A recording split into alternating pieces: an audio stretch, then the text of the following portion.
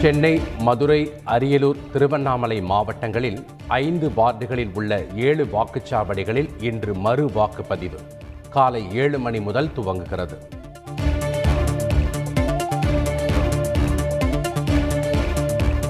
மறு வாக்குப்பதிவு நடைபெறும் வாக்குச்சாவடிகள் அமைந்துள்ள பள்ளிகளுக்கு இன்று விடுமுறை. பள்ளிக் கல்வித்துறை அறிவிப்பு. நகர்ப்புற உள்ளாட்சித் தேர்தல் வாக்கு எண்ணிக்கை நாளை நடைபெறுகிறது. வாக்கு இயந்திரங்கள் வைக்கப்பட்டுள்ள மையங்களில் 3 அடுக்கு பாதுகாப்பு.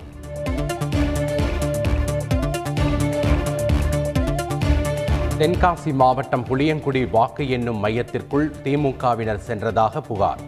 நள்ளிரவில் தர்ணா போராட்டத்தில் ஈடுபட்ட அதிமுக, பாஜக உள்ளிட்ட எதிர்க்கட்சிகள்.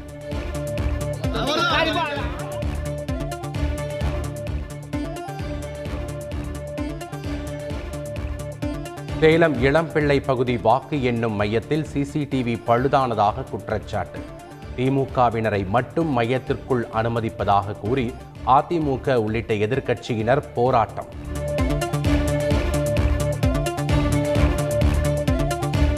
சீர்காழியில் வாக்கு எண்ணும் மையத்தில் காணொளி திரை பழுது.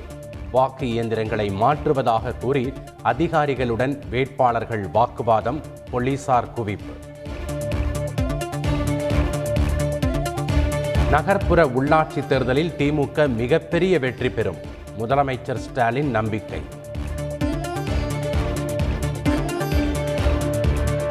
உள்ளாட்சி தேர்தலில் பல இடங்களில் வன்முறை, கள்ள ஓட்டுப்பதிவு.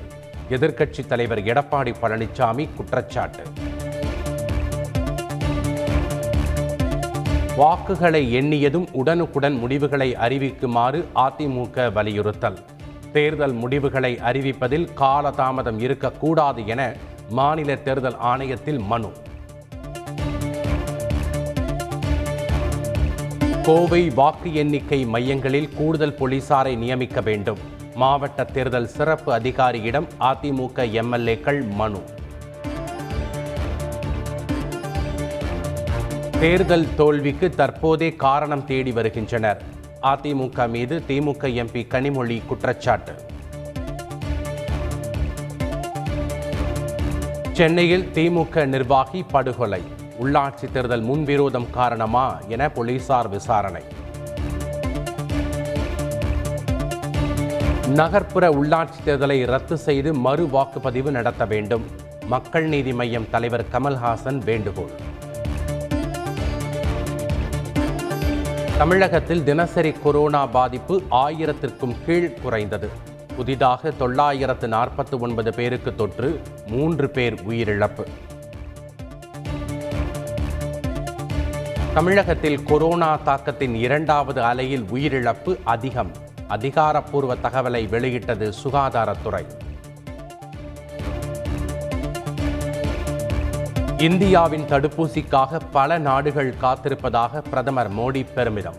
இங்குள்ள சில கட்சிகள் தடுப்பூசிக்கு எதிராக பிரச்சாரம் செய்ததாகவும் குற்றச்சாட்டு. மருத்துவக் கல்லூரிகளில் சேருவதற்கு இன்று கடைசி நாள். மாலை 5 மணிக்குள் சேராவிட்டால் மாணவர்களின் சேர்க்கை ரத்தாகும் என தகவல். சீர்காழி அருகே இறால் தீவன தொழிற்சாலையில் பாய்லர் வெடித்து 2 பேர் பலி. தொழிற்சாலைக்கு தடை விதித்து மயிலாடுதுறை ஆட்சியர் உத்தரவு. பஞ்சாப் மாநிலத்தில் ஒரே கட்டமாக 117 தொகுதிகளில் சட்டப்பேரவை தேர்தல். 65.32% வாக்குப்பதிவு. உத்தரப்பிரதேச மாநிலத்தில் 59 தொகுதிகளில் 3ஆம் கட்ட தேர்தல். 60.8% வாக்குப்பதிவு. தேசிய அளவில் பாஜகவுக்கு எதிரான அணியை அமைப்பதில் எதிர்க்கட்சிகள் தீவிரம். மகாராஷ்டிர முதல்வர் உத்தவ் தாக்கரேவை சந்தித்தார் தெலங்கானா முதலமைச்சர் சந்திரசேகர ராவ். ஆளுநரை பதவி நீக்கம் செய்ய மாநிலங்களுக்கு அதிகாரம் வழங்க வேண்டும். மத்திய அரசுக்கு கேரள அரசு வலியுறுத்தல். சுயநலத்துக்காக நாட்டையே பணயம் வைக்கும் அரசியல் கட்சிகள் என பிரதமர் மோடி குற்றச்சாட்டு. காங்கிரசும் சமாஜ்வாதியும் தீவிரவாதிகளை மரியாதையுடன் அழைப்பதாகவும் விமர்சனம்.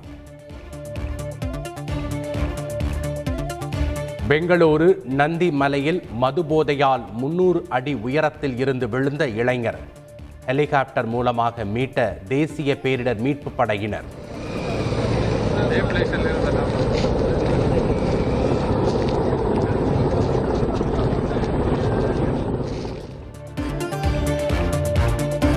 மேற்கிந்திய தீவுகள் அணிக்கு எதிரான T20 தொடரை கைப்பற்றியது இந்திய அணி. கொல்கத்தாவில் நடைபெற்ற 3வது போட்டியிலும் அபார வெற்றி.